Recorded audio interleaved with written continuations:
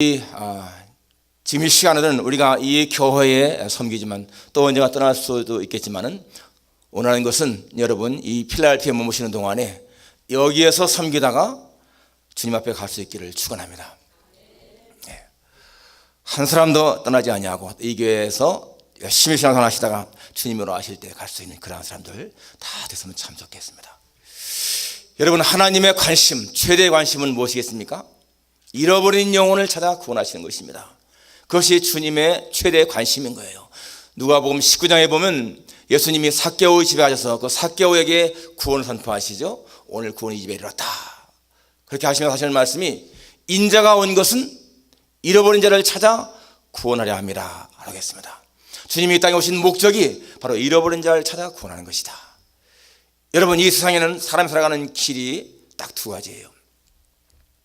많은 사람들이 각자 바쁘게 살지만은 그러나 이 세상을 떠날 때는 딱 두 길로 갑니다. 하나는 생명길이고 하나는요 멸망하는 길인 거예요. 주님 말씀하신 것처럼 하나는 좁은 문인 것이고 하나는 넓은 문인 것입니다. 좁은 길과 넓은 길 딱 두 가지 있는 거예요. 수많은 사람들이 마지막 세상을 떠날 적에는 다 둘 중에 한 길로 가는 거예요.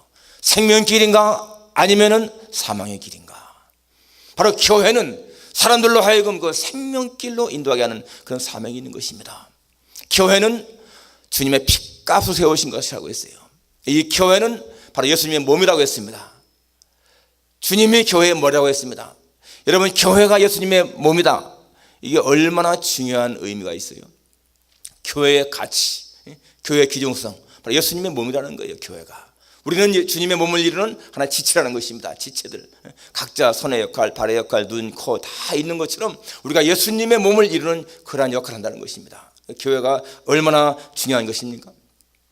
오늘 이 본문에 보면은 이 안디옥 교회가 나오는데요. 이 안디옥 교회는 이 안디옥이라고 하는 도시가 사실 아주 오래전에 세워졌죠. BC 321년에 그 당시에 알렉산더 대왕의 그 부하 중에 하나였던 그 셀루쿠스라고 하는 사람이 알렉산더가 죽은 다음에 그 땅을 이제 받고 왕조를 세운 거예요. 거기 수도가 바로 이 안디옥입니다. 안타키아라고 했죠. 안타키아. 그 당시에 벌써 한 50만 명이 넘는 도시였습니다. 이 로마 제국에는 큰 도시가 세 개인데 로마, 본토는 로마하고 그 다음에 이집트에는 알렉산드리아, 그리고 시리아에 있는 이 안타키아가 가장 큰 도시였습니다. 하나님은 에스라임의 교회를 세우시고 그리고 이제 세계 선교를 위한 하나의 또 지역을 선정하셨는데 거기가 바로 이 안타키아, 안디옥인 거예요. 바로 이 안디옥은 이방 선교를 위해서 하나님이 세우신 교회죠. 그래서 거기에서 최초의 선교사가 파송되고 이 바울과 바나바가 선교사로 파송되지 않습니까? 예, 그러한 교회였습니다. 그래서 이 교회는 참 좋은 그러한 소문난 교회였고 이 초대교회 때에 참 하나님을 기쁘시게 하는 교회, 하나님 앞에 인정받는 교회였습니다. 우리 교회가 그렇게 하나님 앞에 인정받고 좋은 소문난 교회로 계속 성장할 수 있기를 축원합니다. 예, 교회의 역사도 마라톤처럼 주님 오시는 날까지 끊임없이 전진해 가야 되는 것이죠. 한때 생겨났다가 없어진 교회가 얼마나 많습니까? 32년 동안 교회가 세워졌다. 참 감사한 일이잖아요. 우리 지휘자 태어나기 전부터, 그죠? 우리 반주자 태어나기 훨씬 전부터 우리 세안교회가 세워졌습니다. 한 사람의 생애가 30년, 1세대라고 하는데 여러분 1세대를 한 세대를 넘었었잖아요. 예. 앞으로 끊임없이 저희 교회가 하나님의 은혜 가운데 참 잘 성장해서 수많은 영혼들을 구원하는 그러한 사명, 좋은 소문난 교회가 되기를 축원합니다. 이 안디옥 교회가 어떠한 교회는 것인가 한번 살펴보기 원합니다. 이 안디옥 교회는 첫째는 고난 가운데 세워진 교회예요. 고난 가운데. 다시 말하면 피난민들이 세운 교회입니다. 오늘 여기 이 19절에 보면 그때 스데반의 일로 일어난 환난으로 말미암아 흩어진 자들이 베니게와 구브로와 안디옥까지 이르러 유대인에게만 말씀을 전하는데, 예, 스데반의 일로 나타난 일어난 환난. 그러니까 스데반 집사님이 순교당했지 않습니까? 그것 때문에 박해가 일어난 거예요. 그 당시에 예루살렘에. 그래서 많은 데다가 흩어졌다는 것입니다. 흩어져 가지고 이 구브로, 베니게, 페니키아 이 구브로 섬 더 도망가서 멀리 안디옥까지 가서 평신도들이 세운 교회가 이 안디옥 교회입니다. 그러니까 이 교회는 그냥 평탄할 때 세워진 교회가 아니라는 얘기예요. 시련 가운데, 환난 가운데, 그리고 피난 간 사람들이 세운 교회가 이 안디옥 교회입니다. 하나님은 제자들에게 말씀하시기를 너희는 온 천하 다니며 만민에게 복음을 전파하라 라고 말씀했죠. 온 천하 다니며 만민에게 복음을 전파하라. 그리고 또 사도행전 1장 8절에 보면 오직 성령 너에게 임하시면 너희가 권능을 받고 예루살렘과 온 유대와 사마리아와 땅끝까지 이르러 내 증인 될 것이다 라고 했습니다. 그러니까 하나님의 뜻은 뭡니까? 사람들이 흩어져 나가서 멀리 전파하는 것이 하나님의 뜻이었습니다. 그런데 그 당시에 예루살렘 교회가 이 밖에 나가는 것을 별로 안 좋아하고 그냥 안에만 있었던 거예요. 안에만.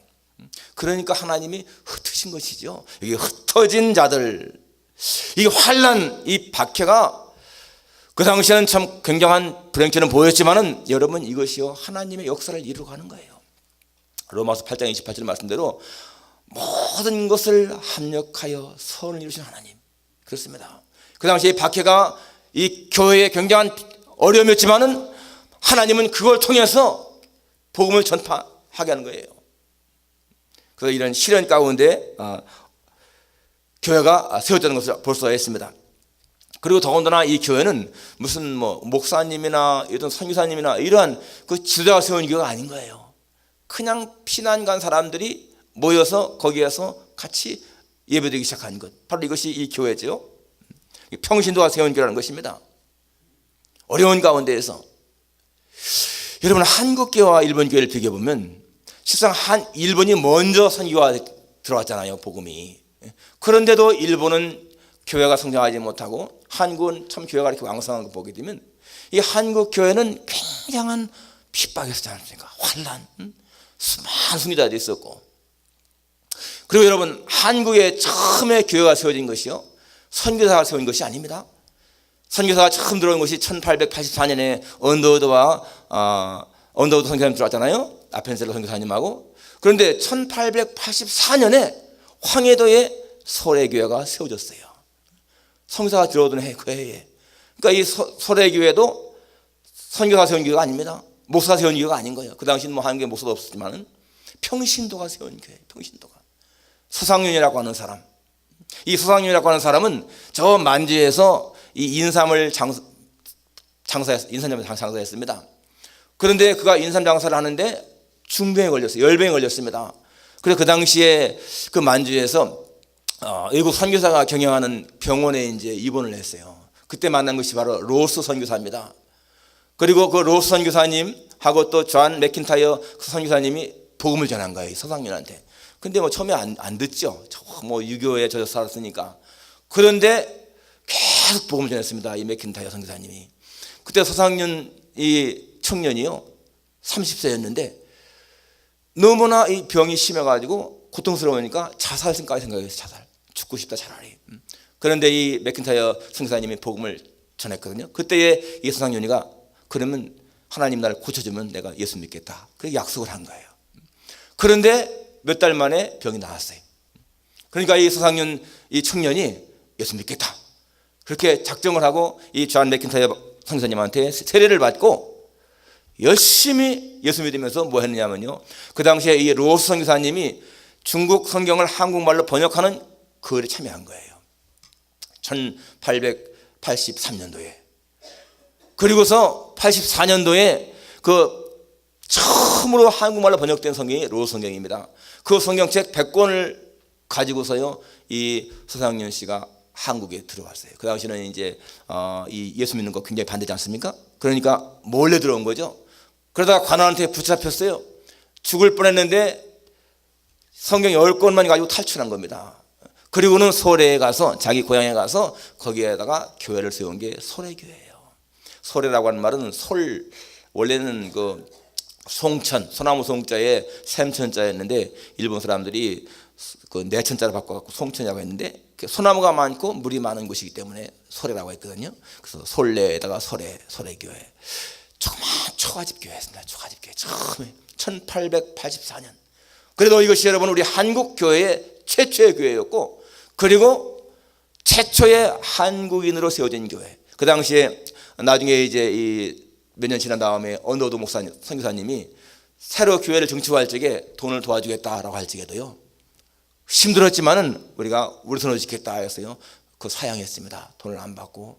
그리고는 우리 손으로다가 지은 거예요. 우리 한국의 교회는 그렇게 어려운 가운데에서 자력으로 자생적으로 생긴 교회가 우리 한국의 최초의 교회였습니다. 그리고 여러분, 6.25를 거치면서, 일제시대의 큰 어려움을 거치면서, 6.25를 거치면서 그렇게 성장해온 교회가 아닙니까?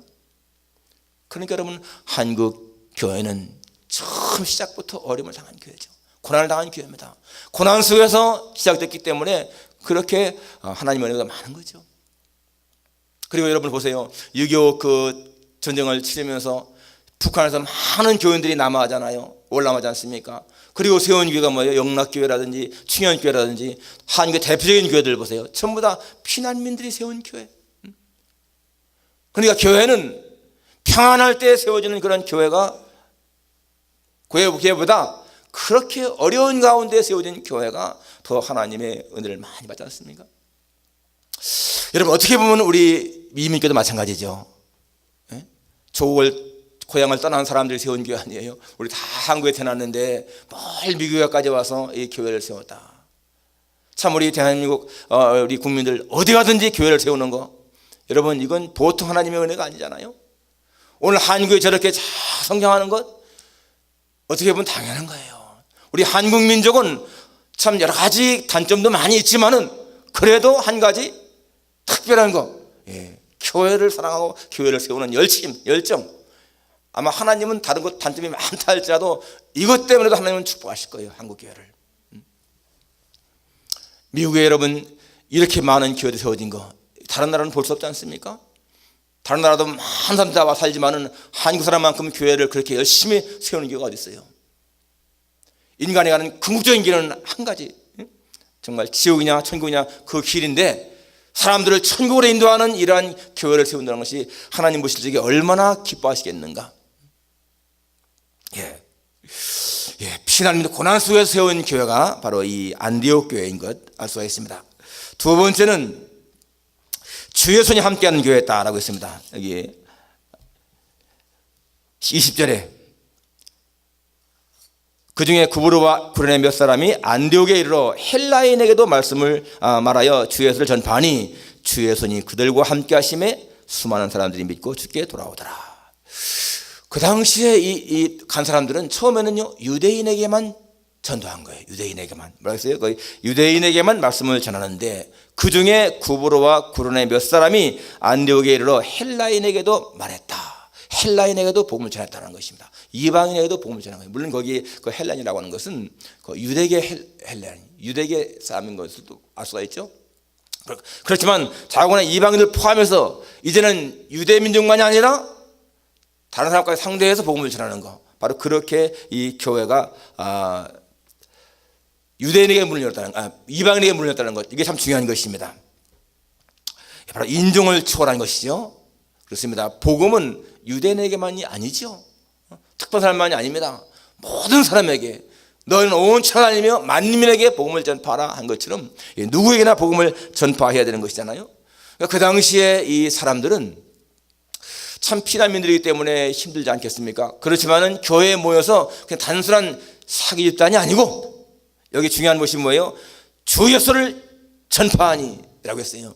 그러니까 교회에 모여서 이 교회의 중요한 그 사명, 주님을 전파하는 것, 전도하는 것, 이걸 심었다는 겁니다. 여러분, 교회에는요 사명이 있잖아요. 교회에 중요한 기능이 있습니다. 중요한 것 첫째가 뭐겠습니까? 예배죠. 물론 예배가 교회에 가장 중요한 거예요. 그리고 교육, 또 신교, 봉사, 전도. 그래서 교회에 중요한 해야 할 일들을 정말 딱 두 가지만 뽑으라면은 물론 예배와 전도가 제일 중요하죠. 거기에 뭐 교육이나 친교, 봉사 중요하지만은 이 주 예수 전파하는 거, 예수님을 전하는 거, 이게 가장 중요한 거죠. 주님의 영광을 드러내는 것. 오늘 여러분 우리가 신앙생활하면서 내가 왜 교회 다니는가 생각을 해야 돼요. 항상 교회에 와서는 정말 예배에 목숨을 걸 만큼 그렇게 예배를 중시하고, 예배를 통해서 은혜 받아야 되는 것이고요, 예배를 통해서 하나님의 영광스럽게 하는 것이고, 그리고 또 말씀도 잘 공부하고 좋은 친기도 이루어지고 같이 열심히 봉사도 하고 또 전도도 하는 그런 일이 잘 이루어져야 교회가 제 기능을 잘 나타내는 것입니다. 여러분, 지금 지상에 무수한 교회가 있지만은 정말 주님을 기쁘시게 하는 교회도 있는가 하면은요, 주님의 마음을 슬프게 하는 교회도 많이 있습니다. 어떤 교회는 지금 분쟁이 심해가지고서 서로가 말이에요, 본당을 차지하려고 막 육탄전을 벌이고 말이에요, 그런 교회도 있잖아요. 그래가지고서 어떤 한파에서는 그냥 뭐 도 문을 다 바꿔버려가지고서 못 들어가게 하고, 자기들만 예배드리고, 못 들어간 사람들은 파킹장에다 텐트 치고 예배드리고. 얼마나 여러분 주님 마음이 아프겠어요. 같은 하나님의 택한 백성들, 자녀들인데 한쪽에서는 이렇게 예배드리고 한쪽에서는 밖에서 예배드리고 말. 미국에도 여러분 이 인종차별이 얼마나 많습니까? 특히 지금도 남부에는 인종차별이 있잖아요. 백인들만 예배드리는 교회 있지 않습니까? 최근에 기사를 보니까 저 미국 남부에 있는 한 교회가, 이 백인 교회가 이 흑인 교회에 공식적으로 사과를 했습니다. 그게 왜 그런가 하면은 100년 전에, 지금부터 100년 전에 그 도시에 백인과 흑인이 같이 예배드리다가 이 백인들이요, 흑인들 다 내쫓아 버렸어요. 너 같이 예배드리지 못하겠다 하고서. 그래서 흑인들이 쫓겨나서 나가서 제2 침례교회를 세웠습니다. 이거 원래 제1침례교회인데, 그래서 제2침례교회를 세웠어요. 그리고 두 교회가 항상 이게 별로 안 좋은 거예요, 사이가. 그렇게 100년을 지내왔습니다. 그런데 이 백인교회는 한 300명 모이고 이 흑인교회는 한 3,000명 모이는 거예요. 그래서 이 백인교회 그 교인들이, 야, 우리의 선조들이 잘못했다. 어떻게 같은 하나님의 자녀들인데 그걸 차별하면서 내쫓았느냐. 우리가 정식으로 사과한다. 그래가지고 두 교회가요, 화해하는 그러한 모임을 가졌습니다. 아름다운 모습이잖아요. 정말 교회에서 말이죠, 교회에서 야, 어떤 차별이 있다, 이건 하나님이 정말 싫어하시는 일 아니겠어요? 많이 배운 사람들끼리 모이고 말이죠, 무슨 직업이 좋은 사람들끼리 모이고, 그 다른 사람들은 차별하는 그런 거, 돈 많은 사람들, 가난한 사람들 편이 가른다, 하나님이 기뻐하시지 않겠죠. 교회는 화목하면서 서로가 다 인정해 주는 그런 관계가 될 적에 하나님이 기뻐하시지 않습니까? 정말 하나님의 손이 함께 하시는 교회, 우리 세한교회가 주의 손이 함께 하심으로 말미암아서 많은 사람들이 주께 돌아오더라 하는 것처럼 그렇게 많은 사람들이 같이 모여 예배드리는 교회가 되기를 축원합니다. 마지막 세 번째는, 이 안디옥 교회는요, 은혜가 풍성한 교회였어요. 23절에 보면은 그가 이르러 하나님의 은혜를 보고 기뻐하여 모든 사람에게 굳건한 마음으로 주와 함께 머물러 있으라 고나니. 여기 지도자가 바나바와 사울인데, 이 바나바가 가보니까 이 교회가요, 하나님의 은혜를 보고 기뻐했다. 가보니까 하나님의 은혜가 충만하다는 얘기예요, 이 안디옥 교회에. 여러분, 이 안디옥 교회는요, 무슨 뭐 부자들이 있어서 은혜가 충만했다, 그것이 아니에요. 많이 배운 사람들 때문이 아닙니다. 어떤 지위 있는 사람들 때문이 아닙니다. 다 피난민들이잖아요. 피난민들, 가난하지만은 평범한 사람들이지만은 그 사람들은요, 다 하나님의 은혜를 간직하고 있는 거예요. 우리가 비록 이렇게 피난 왔지만은 여기서 하나님 섬기한 것 너무나 감사합니다. 그런 마음에 감사가 있어야 하는 얘기예요. 우리 하나님의 은혜를 알 적에는요, 내가 재산이 많든 적든 그것이 문제가 아니죠. 항상 마음에 기쁨이 있지 않습니까? 하나님의 은혜를 아는 사람은요, 마음에 기쁨이 있는 거예요. 나 같은 죄인이 하나님 앞에 이렇게 구원받은 건 너무너무 감사합니다. 우리가 이렇게 멀 미국까지 왔지만은 여기서 우리가 하나님 섬길 수 있는 것 너무너무 감사합니다. 여러분, 사람에게 정말 가장 행복한 그런 사람은요, 하나님의 은혜를 깨닫고 감사한 사람입니다. 그런 사람에게는 어떠한 세상적인 걱정이나 두려움이 사라지는 거예요. 마음에 평안이 있습니다. 사람들 다 보십시오. 잘 사는 사람이나 못 사는 사람이나 먹는 거 다 거기 아닙니까? 입는 거 다 별 차이 없습니다. 얼마나 마음에 기쁨을 누리는가, 얼마나 마음의 평강을 누리는가, 얼마나 삶의 보람을 느끼는가, 그것이 행복을 나타내는 거 아니겠습니까? 우리가 예수님 믿으면서 정말 천국에 대한 소망이 있고요, 하나님 나라를 여기까지 인도하신다, 보호하신다, 그러한 하나님의 인도하심에 대한 확신이 있게 되면은 그 마음에 기쁨이 있잖아요. 평안이 있잖아요. 그것은 여러분 돈 살 수 있는 게 아니에요. 어떤 지위 때문에 오는 것이 아니에요. 하나님 주시는 그런 평강이 얼마나 중요한 것입니까? 우리 성도들 모두가 다 참 그렇게 하나님의 은혜를 풍성히 누려서 우리 세안교회에 좋은 소문이 나고, 그 사람은 이 교회에 오는 사람들마다 예배를 드리면서도 은혜를 받고, 그렇죠? 여러분, 우리 모두가 다 하나님의 은혜가 충만하게 되면은 예배가 역동적이 되는 거예요. 찬송을 부를 때 다르지 않습니까? 뜨거운 마음으로 찬송 부르잖아요. 기도할 때도 뜨거운 가슴으로 기도하는 것이고, 얼굴 표정에서부터 벌써 밝게 빛나지 않습니까? 여러분, 하나님의 은혜가 충만한 사람들은 벌써 얼굴 표정에서부터 다른 거죠. 찌푸린 얼굴이 아니고 항상 웃는 얼굴, 기쁨이 충만한 얼굴, 그러잖아요. 하나님의 은혜 가운데서 그러한 신앙생활을 하는 것, 바로 그것이 다른 사람들한테 좋은 이미지를 보이는 거예요. 우리는 하나님의 은혜를 모르기 때문에 감사 못하는 거예요. 여러분, 중국의 가장 태평성대가 요선시대라고 합니다. 요임금과 순임금 시대에 그 중국이요 가장 태평시대라고, 지금부터 한 4,300년 전에. 그런데 그 당시에 이 중국의 격앙가가 있잖아요. 격앙가. 그 격앙가의 내용이 뭔가 하면은요, 해가 뜨면 나가서 일하고 해가 지면 들어와 쉬네. 우물 파서 물 마시고, 그 다음에 뭡니까? 뭐 했었든 밥을 먹고, 그러면서 하는 말이 마지막에 제왕의 은혜가 내게 무슨 상관인가? 그럽니다. 내가 아침에 해가 뜨면 나가서 일하고, 저녁에 되면 나가서 들어와서 쉬고, 우물 파서 물 마시고, 또 농사지어서 밥을 먹고, 그러니까 제왕의 은혜가 내가 무슨 상관이냐? 여러분, 너무너무나 왕이 정치를 잘하기 때문에 그렇게 태평하게 사는 거예요. 그런데 왕의 은혜를 잘 모르는 거예요. 왕이 있든지 없든지 별 상관이 없다는 얘기예요. 정말로 여러분, 나라가 좋은 나라는요, 백성들이 대통령의 이름도 모르고 대통령이 있는지 없는지 모르는 나라가 좋은 나라인 거예요. 왜? 그만큼 평안하니까. 오늘 우리의 삶이 그렇습니다. 하나님이 우리의 모든 걸 다 도우시니까 우리가 이렇게 사는데, 하나님이 뭐 있어도 없어도 그렇게 생각하잖아요. 그러나 여러분, 오늘 우리가 호흡하는 거 한번 생각해 보세요. 내가 지금까지 살아오면서 한순간도 멈추지 않고 계속 호흡할 수 있었다. 지금은 잘 못 느낄 거예요.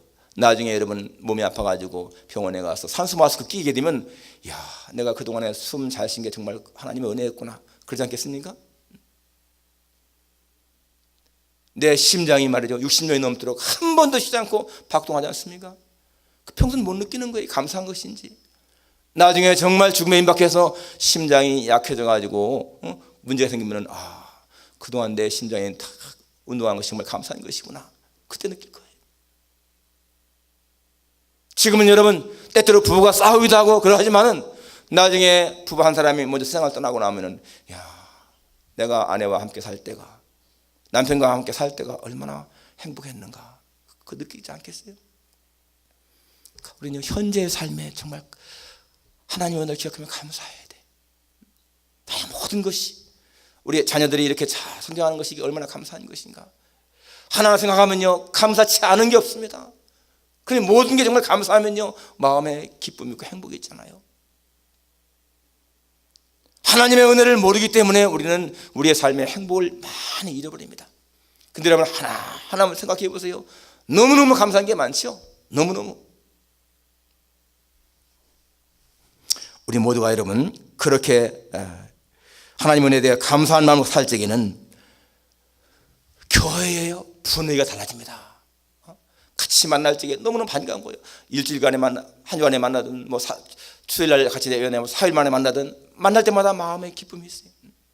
그리고 생각해 보세요, 여러분. 우리 정말 형제들도 그저 1년 가야 한 번 만날까 말까, 뭐 몇 년인가 한 번 만날까 말까 하는데, 우리 매주마다 만나는 이 관계가 얼마나 감사한 것인가. 반갑잖아요. 기뻐하잖아요. 그런 마음 가지고 우리가 살아가서 여러분, 정말 우리는 주변에 좋은 그러한 영향력을 끼치는 사람들한테 정말 예수 믿는 사람 같구나, 그러한 좋은 영향을 끼칠 때에 여러분, 교회가 좋은 소문이 나고요. 그리고 하나님이 영광을 받으실 것입니다. 저는 이 교회에 와서 이제 24년째, 어떻게 보면은 30대 말에 와가지고 40대, 50대, 60대 초반까지 24년 동안을 이 교회에서 지냈는데요, 후회가 없습니다. 감사한 거예요. 제가 회사 일정이 그랬습니다. 하나님 앞에, 하나님, 내가 이 회사에 내 일생을 바치기에는 만족하지 않습니다. 내가 나중에 죽음 자리에서도 돌아보면서 후회가 없는 그런 일 좀 해가 주십시오. 그런 기도했거든요. 만일에 내가 그 당시에 그 회사를 한 30년쯤 다닌 다음에 은퇴하면서 돌아보면서 만족했는가? 그러면요, 별로 만족이 없을 것 같아요. 그러나 지금은 내가 목사 안수 받고 이제 28년 됐는데 지금 돌아보게 보면요, 내가 지금 죽어도 하나님 감사합니다. 후회 없습니다. 후회 없이 살았습니다. 그런 고백이 있습니다. 감사한 거죠. 여러분, 사람이 자기 과거를 돌아보면서 후회 없이 살았다, 그런 고백할 수 있으면 얼마나 감사한 일이에요. 우리 하나님의 은혜를 정말 깊이 느낄 수 있는 그런 고백이 나옵니다. 하나님 너무 감사합니다. 후회가 없습니다. 우리 저희 교회 32주년을 맞이하면서 지나온 날들 하나님께서 인도하신 것 감사하고요. 비록 지금은 우리 교회 없지만 떠나가신 분들, 다른 교회 가신 분들에 대해서 감사한 마음 가지시고, 남아있는 분에 대해서 정말 감사한 마음 가지고 우리 주님 앞에 충성스럽게 교회를 섬겨나가는 여러분과 제가 되기를 주님의 이름으로 축원합니다. 기도하겠습니다.